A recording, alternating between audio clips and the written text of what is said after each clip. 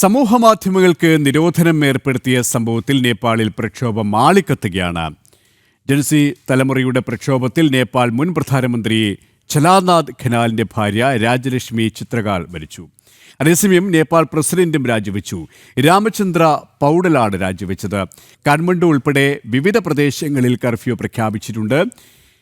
വിശദാംശങ്ങളുമായി ജിഷ്ണു കൃഷ്ണൻ ചേരുകയാണ്. ജിഷ്ണു, വലിയ പ്രക്ഷോഭമാണ് നേപ്പാളിൽ ഉടനീളം നടക്കുന്നത്. നേപ്പാൾ കത്തുന്ന ഒരു സാഹചര്യം. അത്രത്തോളം ശക്തമായ പ്രക്ഷോഭത്തെ അടിച്ചമർത്താൻ പോലും കഴിയാതെ ഭരണകൂടം സ്വയം പിന്മാറുന്ന ഒരു കാഴ്ചയാണ് കാണുന്നത്, അല്ലേ?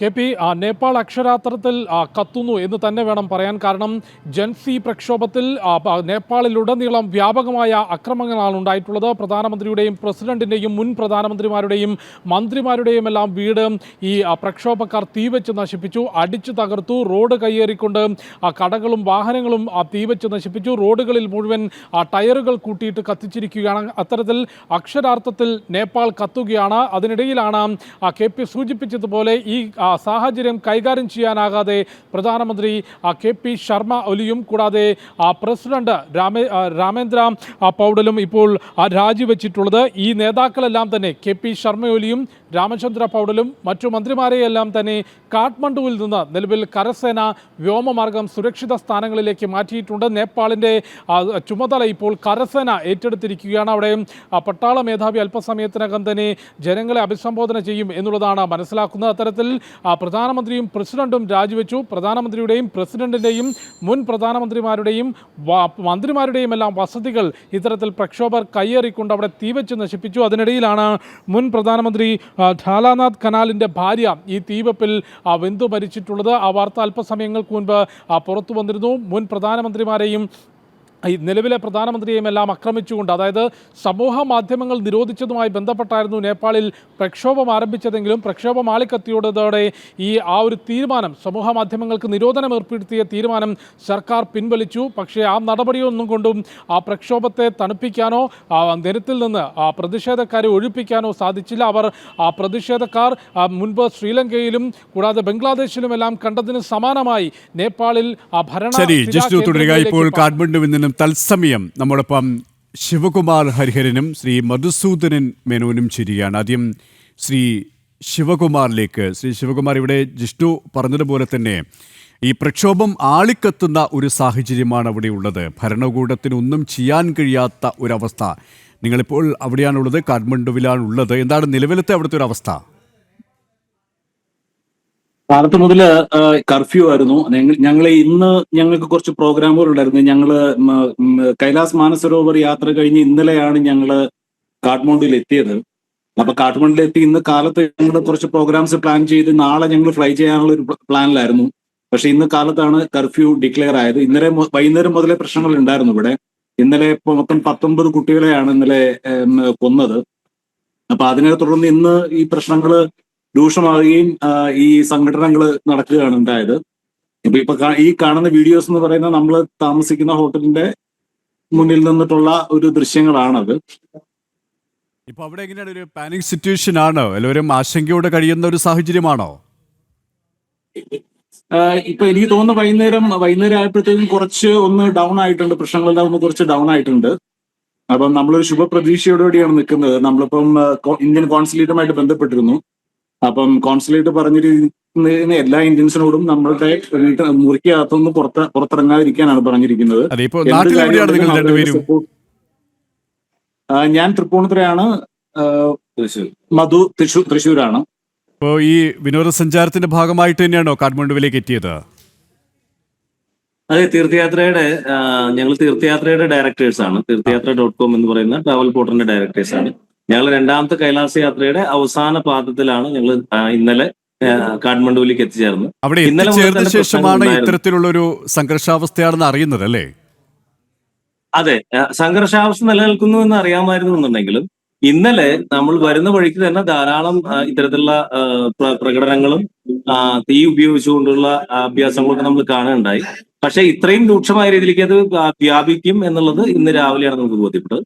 അവിടെ ഇന്നിപ്പോ ഭരണകൂടത്തിന് പോലും ഒന്നും ചെയ്യാൻ കഴിയില്ല. കാരണം നിന്നിരുന്നത് അത്രത്തോളം ശക്തമായിട്ടാണ് ഈ യുവജനങ്ങളുടെ പ്രക്ഷോഭം പോകുന്നത്. അതായത് ഒന്ന് നിയന്ത്രിക്കാൻ പോലും ആകാത്തൊരു സാഹചര്യം, സ്ഥിതിവിശേഷമാണല്ലേ? നോക്കൂ, അത് യുവജനങ്ങളാണ് പ്രക്ഷോഭം നടത്തുന്നതെന്നുണ്ടെങ്കിൽ അത് യുവജനങ്ങളുടെ മാത്രം പ്രക്ഷോഭം എന്ന് പറയാൻ പറ്റില്ല. കാരണം ഇപ്പോൾ കഴിഞ്ഞ 2008 രാജ്യഭരണം അവസാനിച്ചതിന് ശേഷം 14ഓളം സർക്കാരുകൾ നേപ്പാളിൽ വന്നിട്ടുണ്ട്. ഈ 14 സർക്കാരുകളും പരാജയം എന്ന രീതിയിൽ തന്നെയാണ് നമുക്ക് പറയാൻ വിലയിരുത്താൻ പറ്റുള്ളൂ. നമ്മളിവിടുത്തെ റോഡിന്റെ ഇൻഫ്രാസ്ട്രക്ചർ നോക്കുകയാണെങ്കിൽ, ഇപ്പോൾ ബോർഡറിലേക്ക്, ചൈന ബോർഡറിലേക്ക് പോകുന്ന റോഡുകളൊക്കെ നോക്കുകയാണെന്നുണ്ടെങ്കിൽ അതിന് റോഡ് എന്ന് പറയുന്നതിനേക്കാൾ അത് മലഞ്ചെരുവിലുള്ള തോടുകൾ എന്ന് പറയുന്നതായിരിക്കും സത്യാവസ്ഥ.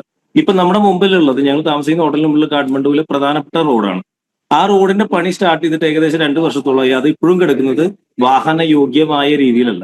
ഇതുപോലെ സമസ്ത മേഖലകളിലും ജനങ്ങളെ സംബന്ധിച്ചിടത്തോളം എല്ലാ വിധത്തിലുള്ള ബുദ്ധിമുട്ടുകളും നിലനിൽക്കുകയാണ്. ഒരു വിധത്തിലുള്ള സംവിധാനങ്ങളും ഒരുക്കാൻ സർക്കാരുകൾക്ക് സാധിക്കുന്നില്ല. അപ്പൊ ഇപ്പൊ ജനങ്ങൾ പറയുന്നത് രാജ്യഭരണകാലത്ത് കാഠ്മണ്ഡു സ്വർഗമായിരുന്നു, ഞങ്ങൾക്ക് രാജ്യഭരണത്തിലേക്ക് തിരിച്ചു പോകുന്നുള്ളതാണ്. അപ്പൊ തെരുവിലിറങ്ങുന്ന ജെൻ സി എന്ന് പറയുന്നവർ സോഷ്യൽ മീഡിയയുടെ വിഭാഗത്തിന്റെ ഭാഗത്താണെങ്കിൽ പോലും സത്യത്തിൽ അത് മുകളിലുള്ള ഒരു ക്രസ്റ്റ് മാത്രമാണ്. ഇതിന്റെ അടിയിൽ കിടക്കുന്ന പല ലെയറായിട്ടുള്ള പ്രശ്നങ്ങൾ എന്ന് പറഞ്ഞാൽ വികസനം, ഭരണാധികാരികൾ കൊടുത്തിട്ടുള്ള വാഗ്ദാനങ്ങൾ പാലിക്കാൻ കഴിയാതിരിക്കുക, യുവാക്കൾക്ക് തൊഴിൽ മേഖലയിൽ ഭയങ്കരമായിട്ടുള്ള പ്രശ്നങ്ങൾ നേരിടുന്നവർക്ക് രാജ്യം വിട്ടു പോകേണ്ടി വരുന്നു. അപ്പൊ ഇതൊക്കെ തന്നെ ഒരു സെൻസി പ്രക്ഷോഭത്തിന്റെ പേരിൽ വന്നു എന്നേ ഉള്ളൂ. ജനം പൂർണ്ണമായിട്ടും ഈ പ്രക്ഷോഭകാരികളുടെ കൂടെ തന്നെയാണ്. അതെ, നേപ്പാളിന്റെ ചരിത്രം അതുകൊണ്ടാണ് ഈ പരിശോധിച്ചു കഴിഞ്ഞാൽ പ്രക്ഷോഭം നമുക്കറിയാം, നേപ്പാൾ ഒരു ഹിന്ദു രാഷ്ട്രമായിരുന്നു, ഒരു രാജഭരണമായിരുന്നു. ആ ഒരു സമയത്ത് തന്നെ താങ്കൾ പറഞ്ഞതുപോലെ തന്നെ ഒരു സ്വർഗതുല്യമായ ഒരു നാടായിരുന്നു നേപ്പാൾ എന്ന് പറയുന്ന ആ രാജ്യം. കാരണം വിനോദസഞ്ചാരികളുടെ അത്രത്തോളം പ്രിയപ്പെട്ട ഇടം. പക്ഷേ ഈ മതേതരത്വം നല്ലത് തന്നെയാണ്. പക്ഷേ അതിനുശേഷം വന്ന ഈ ഭരണകൂടത്തിൻ്റെ ഒരു കിടുകാര്യസ്ഥത അത് അപ്പാടെ തകർന്ന് തരിപ്പണമാക്കിയ ഒരു അവസ്ഥയാണ് നേപ്പാളിലുള്ളത്. അതായത് ഒരു യുവത്വത്തിൻ്റെ ഒരു പ്രക്ഷോഭം, പക്ഷേ അത് ഭരണകൂടത്തിനെതിരെയുള്ള ഒരു സമൂഹത്തിൻ്റെ അപ്പാടെയുള്ള ഒരു പ്രതിരോധവും പ്രതിഷേധവും തന്നെയാണല്ലേ? തീർച്ചയായും. കാരണം നേപ്പാളിൽ കൂടി തലങ്ങും വിലങ്ങും സഞ്ചരിക്കുന്നവരാണ് ഞങ്ങൾ. അപ്പൊ ഞങ്ങൾ കാണുന്ന നേപ്പാൾ എന്ന് പറയുന്നത് അടിസ്ഥാന സൗകര്യത്തിൽ യാതൊരു വികാസവും പ്രാപിക്കാത്ത തികച്ചും ഗ്രാമീണമായ മേഖലയാണ്. തൊഴിൽ എന്ന് പറയുന്നത് പലയിടത്ത് ഗ്രാമപ്രദേശങ്ങളിലൊക്കെ ആർക്കും ഒരു തൊഴിലെടുത്ത് മുന്നോട്ട് പോകാൻ വേണ്ടത്ര തൊഴിൽ പോലും ഇല്ലാത്ത അവസ്ഥയാണ്. റോഡുകളൊക്കെ പ്രധാനപ്പെട്ട റോഡുകൾ, അവരെ നേപ്പാളിലേക്ക് ചൈനയുമായിട്ടുള്ള ട്രേഡ് നടക്കുന്ന അതിർത്തികളിലേക്കുള്ള പ്രധാനപ്പെട്ട റോഡുകളൊക്കെ തകർന്നു കിടന്നാൽ ആഴ്ചകളോളം തകർന്നു കിടക്കുന്നുള്ള അവസ്ഥ തന്നെയാണ്. ഇപ്പൊ 2 മാസം മുമ്പ് ഞങ്ങൾ വന്നപ്പോൾ ഒരു റോഡ് അവിടെ തകർന്നു കിടക്കുന്നുണ്ടായിരുന്നു. 2 മാസത്തിന് ശേഷം പുതിയ ബാച്ചുമായിട്ട് ഞങ്ങൾ വന്നപ്പോഴും അതേ റോഡ് അതേപോലെ തന്നെ തകർന്നു കിടക്കുക. അപ്പൊ ഇത്തരത്തിലുള്ള അടിസ്ഥാന വികസനത്തിന്റെ കാര്യത്തിലായാലും തൊഴിൽ കൊടുക്കുന്ന കാര്യത്തിലായാലും സമ്പത്ത് സൃഷ്ടിക്കപ്പെടുന്ന കാര്യത്തിലായാലും ഇവർക്ക് പറ്റുന്ന പരാജയം തന്നെയാണ് ഇത് കലാപം എന്നുള്ള രീതിയിൽ മുന്നോട്ട് വരുന്നത്. അപ്പൊ ഇപ്പോ തൽക്കാലം ഒരു സോഷ്യൽ മീഡിയയുടെ വിഷയം മുന്നോട്ട് വന്നു, അതിനെ ജെൻ സി ഏറ്റെടുത്തു എന്നുണ്ടെങ്കിലും എല്ലാ വിഭാഗം ജനങ്ങളും, ഞങ്ങളിന്ന് കാലത്ത് ഈ പ്രദേശത്ത് കുറെ ആളുകളായിട്ട് സംസാരിച്ചിരുന്നു, കച്ചവടക്കാരൊക്കെ ആയിട്ട്. അപ്പൊ അവനും പറയുന്നത് രാജ്യഭരണകാലത്ത് ഇപ്പൊ യഥാർത്ഥത്തിൽ വിലയിരുത്തുമ്പോൾ സ്വർഗമായിരുന്നു അല്ലോ എന്ന് നമുക്ക് പറയാൻ പറ്റില്ലെങ്കിൽ പോലും ജനങ്ങളുടെ മനസ്സിൽ അവര് ഈ 2008 നടത്തിയ ഈ വിപ്ലവവും അതുവഴി സ്ഥാപിച്ച ജനാധിപത്യ ഭരണകൂടങ്ങളും ഒരു തെറ്റായിരുന്നു എന്നും അവർക്ക് അവരുടെ ഗതകാല പ്രതാപമായ രാജ്യഭരണത്തിലേക്ക് തിരിച്ചു പോകണം എന്നുള്ളൊരു ആഗ്രഹമാണ് ശക്തമായിട്ട് കാണാൻ കഴിയുന്നത്. അത് തന്നെയാണ് ഇപ്പോൾ ഈ കലാപത്തിന്റെ പേരിൽ മുന്നോട്ട് വരുന്ന ജനങ്ങൾക്ക്, ഈ ചെറുപ്പക്കാർക്ക് സപ്പോർട്ട് കൊടുത്തുകൊണ്ട് ഇവിടുത്തെ മുഴുവൻ ജനതയും പിന്നിൽ നിൽക്കുന്നതിന്റെ പ്രധാനപ്പെട്ട കാരണം. ഈ പ്രക്ഷോഭകാരികളുടെ പ്രധാന ആവശ്യങ്ങൾ എന്താണ്? അവർ ഈ മുദ്രാവാക്യം വിളിക്കുന്നത്, തെരുവിൽ ഇറങ്ങുന്നത് എന്തൊക്കെ ആവശ്യങ്ങൾ ഉന്നയിച്ചാണ്? നോക്കൂ, നമ്മൾ പ്രത്യക്ഷത്തിൽ പറയുകയാണെന്നുണ്ടെങ്കിൽ ഈ സോഷ്യൽ മീഡിയയുടെ നിരോധനം എന്നുള്ള വിഷയം ഉന്നയിച്ചുകൊണ്ടാണ് ഇവർ രംഗത്തിറങ്ങിയെന്നുണ്ടെങ്കിൽ ക്രമേണ അത് ഇവിടുത്തെ അഴിമതിക്കെതിരായിട്ടുള്ള, ഇവിടെ വ്യാപകമായ അഴിമതി ഭരണകൂടത്തിൽ ഉണ്ട് എന്നുള്ളത് എല്ലാവരും സമ്മതിക്കുന്നുണ്ട്. ഭരണപക്ഷത്തുള്ളവരും സമ്മതിക്കുന്നുണ്ട്, അല്ലാത്തവരും സമ്മതിക്കുന്നുണ്ട്. അപ്പോൾ ക്രമേണ അത് അഴിമതിക്കെതിരായ സമരമായി മുന്നോട്ട് പോകുന്ന സമയഘട്ടത്തിൽ അവരവരുടെ നഷ്ടപ്രതാപം തിരിച്ചു പിടിക്കാൻ വേണ്ട മറ്റൊരു വിപ്ലവത്തിൽ കൂടി തിരിച്ച് പഴയ കാലഘട്ടത്തിലേക്ക് തങ്ങളുടെ പ്രിയപ്പെട്ട രാജ്യഭരണ കാലഘട്ടത്തിലേക്ക് പോകണം എന്നുള്ള രീതിയിലേക്കാണ് ഇപ്പൊ മുദ്രാവാക്യങ്ങൾ മുഴങ്ങിക്കൊണ്ടിരിക്കുന്നത്. ഇപ്പൊ ഇവിടെ അതിന്റെ കമ്മ്യൂണിസ്റ്റ് പാർട്ടിയുടെ ഓഫീസുകൾ കത്തിക്കുന്നുണ്ട്, രാഷ്ട്രീയ നേതാക്കന്മാരുടെ അല്ലെങ്കിൽ ഭരണാധികാരികളുടെ ഓഫീസുകൾ കത്തിക്കുന്നുണ്ട്.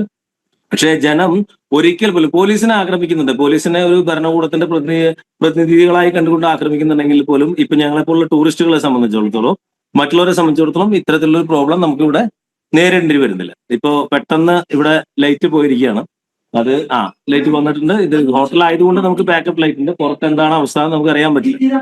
അപ്പോ ഇങ്ങനെയുള്ള പ്രശ്നങ്ങളും കൂടാൻ വേണ്ടി സാധ്യതയുണ്ട് ഇവിടെ. അപ്പോ അടിസ്ഥാനപരമായി മുദ്രാവാക്യം ഇപ്പോഴത്തെ ജനാധിപത്യ ഭരണകൂട സംവിധാനത്തെ മാറ്റി അവർക്ക് 240ഓളം വർഷം ഇവിടെ നിലനിന്നിരുന്ന രാജ്യഭരണത്തെ തിരിച്ചു കൊണ്ടുവരണം എന്നുള്ള ആവശ്യം തന്നെയാണ്. യെസ്, പ്രധാനമായും താങ്കൾ രണ്ടുപേരും പറഞ്ഞതുപോലെ തന്നെ അവരുടെ ഭരണകൂടത്തോടുള്ള ഒരു വലിയ പ്രതിഷേധം തന്നെയാണ് ഉടലെടുത്തിരിക്കുന്നത്. കാരണം അവിടെ വികസനമില്ല, അഴിമതിയാണ് എങ്ങും നിറഞ്ഞാടുന്നത്. അതിനോടുള്ള കാലാകാലങ്ങളായി അടക്കി പിടിച്ചൊരു വികാരം തന്നെയാണ് യുവജനത ഏറ്റെടുത്തിരിക്കുന്നത്. സമൂഹത്തിൻ്റെ പൊതുവായൊരു പിന്തുണ അവർക്കുണ്ട് എന്നതാണ് യാഥാർത്ഥ്യം. വളരെയധികം നന്ദി ശ്രീ ശിവകുമാർ ഹരിഹരനൊപ്പം ശ്രീ മധുസൂദനൻ മേനോൻ ഈ ഒരു സമയം ഇത്രയും സമയം ഞങ്ങളോട് സഹകരിച്ചതിന്.